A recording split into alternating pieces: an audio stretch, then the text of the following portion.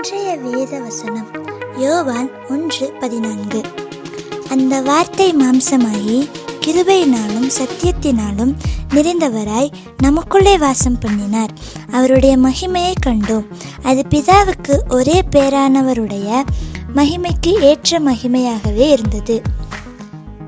இயேசு கிறிஸ்துவின் மனித உருவில் தேவனுடைய முழுமையான மகிமை வெளிப்பட்டது.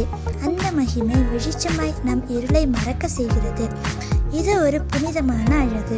இது தண்டனை தராமல் கிருபையோடும் சத்தியத்தோடும் நம்மை அணைக்கிறது.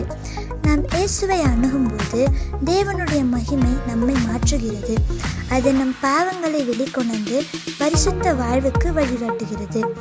மகிமையின் மண்டலம் என்பது விண்ணகத்தை மட்டும் குறிக்கவில்லை, அது இங்கேயே நம்மள் துவங்குகிறது. இது நம் வாழ்க்கையின் பாடமாக எடுத்துக்கொள்ள இன்றைய நாளில் உங்கள் செயல்களில் இயேசுவின் கிருபையும் சத்தியமும் பிரதிபலிக்கட்டும். உங்களை சந்திக்கிற ஒவ்வொருவரும் உங்களின் நடத்தை மூலமாக தேவனின் மகிமையை காணட்டும்.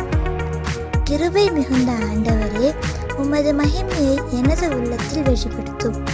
என் வார்த்தைகளிலும் என் செயல்களிலும் என் சிந்தனைகளிலும் உம்மை காட்சிப்படுத்தும் வாழ்வை என்னுள் உருவாக்கும். ஆமென்.